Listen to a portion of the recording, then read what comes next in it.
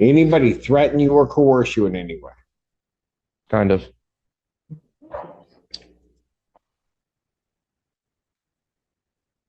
Okay, what do you mean, kinda? I don't want to go to jail again, Your Honor. Okay, but did somebody threaten you to plead? Yeah, with jail time, Your Honor. Okay, but who did that? Well, technically, you, Your Honor. So here's what I'll do. I'll pass it. Don't. This idiotic defendant and Judge Simpson went head-to-head live in court, and things took a wild turn, fast. It was actually going surprisingly smooth, until this low-IQ goofball opened his mouth and accused Judge Simpson of threatening him. Like, seriously? Since when is a judge explaining the legal consequences of your actions considered a threat? That's literally their job. And trust me, it only goes downhill from here. What starts as a routine courtroom exchange quickly spirals into a full-blown meltdown, complete with one of the most bizarre twists I've seen in a while. So let's dive in and watch Judge Simpson absolutely wreck this defendant for trying to play games in a place where games never end well. Mr. Hampton has entered into an agreement with the people, and would like to enter that into the record. Your Honor, is it possible to enter into both today, to address both cases today on the record? That file is not in the courtroom. Oh, okay, got it. But I can give you the ability to touch you faster. Oh, sorry. But I don't believe it's. What? Okay. Talking about bond. All right, we'll just address this case today. He's going to enter a plea in another case that's set for prelim. Yes, yeah. So case 24F55262, just because of the timing with the mental health treatment court evaluation, that one was set for preliminary examination before the evaluation was complete. And that is currently set for exam. So over there is Ann, right? Yes. You know Ann? Yes. Okay. So if you had this, that may work out where we could like get rid of two cases and he could plead. I may or may not do it, but usually just go over and ask Ann.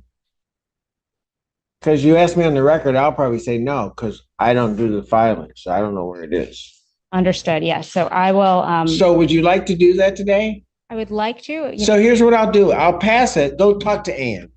Thank you very much, Your Honor. You're welcome. Your Honor, sorry. Ashley Bashir on behalf of Mr. Hampton. And in addition to addressing the case directly, we would like to address bond and request that a condition, specifically the home confinement tether, be reconsidered. Okay, I'll get to that maybe at some point. Good, thank you. Yeah. Right now, I'm trying to get these pleas done. Thank you. So my understanding is he's going to plead to count in case ending in 1596. He's going to plead to count 2. Yes. Correct? With count 1 being dismissed. That's going to be a guilty plea. Correct, counsel? Yes. All right. Then on the other matter, I have a plea form that indicates that the defendant will be pleading guilty to an added count 2 of attempted resisting and obstructing the 1-year offense. Upon a successful plea to that charge, count 1, the resisting and obstructing, would be dismissed. And there is an agreement that the defendant is to go to mental health court. That's the court's full understanding of the agreement. May I have the defendant's sworn? Raise your right hand. Do you solemnly swear and affirm the testimony you're about to give will be the truth, the whole truth, and nothing but the truth, so help you God? Yeah. State your name. Brandon Hampton. All right. And man, it is this court's understanding that you're going to be pleading guilty to 2 misdemeanor offenses. Is that correct? Yes. All right.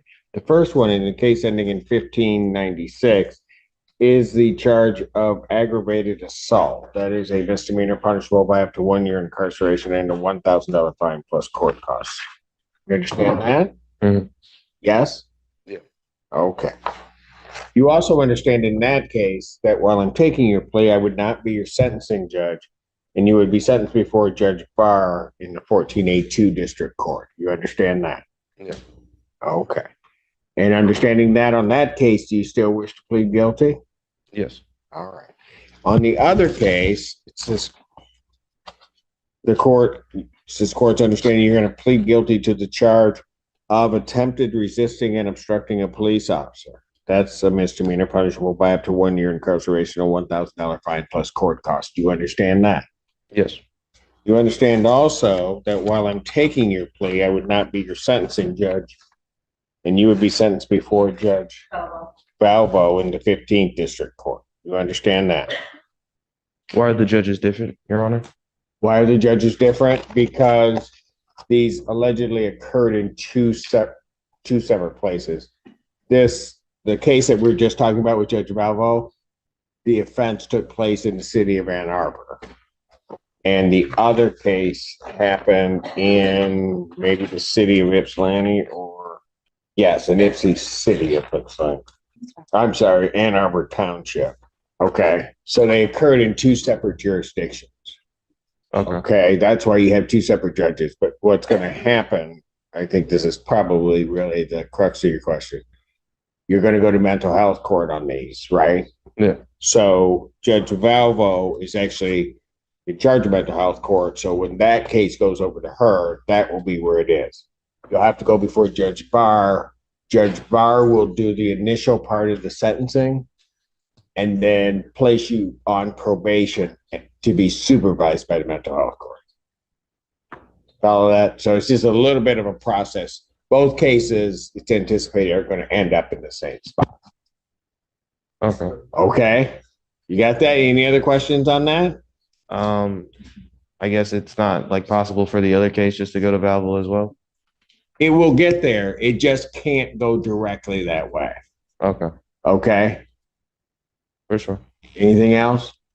Trust me, we do this all the time. It'll get there. So it'll catch right up to it. Okay. All right. Any other questions you have? Just the one about bond, but yeah, we'll get to that in a moment. All right. So understanding all of that, you still wish to plead guilty to these charges? yeah. Okay. So to the charge of aggravated assault, how do you plead? Guilty. To the charge of attempted resisting and obstructing, how do you plead? Guilty. You understand that by pleading guilty, you will not have a trial of any kind. Yeah. All right. You signed an advice of rights form, correct? Yeah. Do you have any questions regarding any of those rights? No. All right.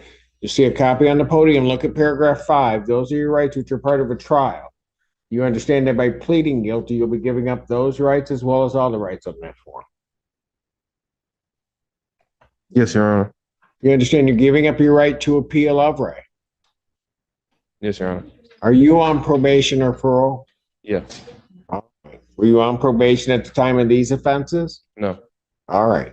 Has anybody promised you anything other than what's been stated here today on the record to get you to plead to these charges? No.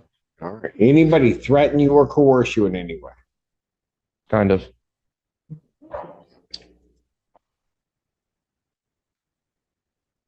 Okay, what do you mean, kinda? I don't want to go to jail again, Your Honor. Okay, but did somebody threaten you to plead? Yeah, with jail time, Your Honor. Okay, but who did that? Well, technically, you, Your Honor. Well, that was honestly a surprisingly calm and respectful response from Judge Simpson. It was like watching him explain court procedures to a toddler in the middle of a tantrum. Major props to the judge for showing that level of patience, because most people would have snapped by now. But now, let's jump into the next part of the hearing to see if this guy finally pulls his head out of, well, you know, at this point, he's at a crossroads. Either he wakes up and finally accepts how the legal system actually works, or he doubles down on his delusions and gives us a front row seat to a live tutorial on how to ruin your court case in 10 easy steps. If he chooses the latter, buckle up, because it's going to be wild. What do you think? Will he come to his senses or spiral even further? Let's dive in. On the record in the case of the people versus Hampton, we're in the middle of taking a plea. And so I stated the terms on the record. And Mr. Hampton, I'm going to ask you a couple questions again. Okay. Has anybody promised you anything other than what's been stated here today on the record to get you to plead to these charges? No, Has anybody threatened you or coerced you in any way to get you to plead? no, You're doing this voluntarily, yes, of your own free will, yes, and because you believe that you're guilty of these offenses? yes. All right. We'll start with case 1596.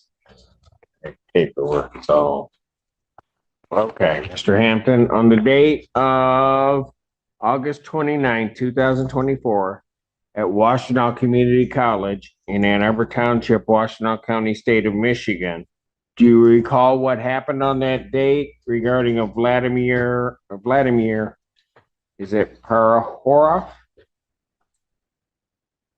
I don't know, Your Honor. All right. Did you get into a fight with somebody? Oh, I know what happened. I don't know what his name is. It sounded like. Okay. Why don't you tell me what happened then? Oh, I was trying to take a shower, Your Honor.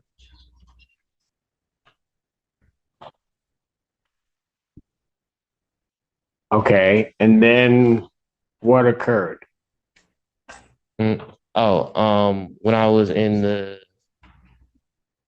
locker room, he had pushed me up against the wall, hit me in my head, and threw me on the ground. And then broke in my property. Okay, but before that, did you do anything before that? No, Okay. it wasn't until there were 4 people on top of me and I was fearing for my life that I bit him, Your Honor.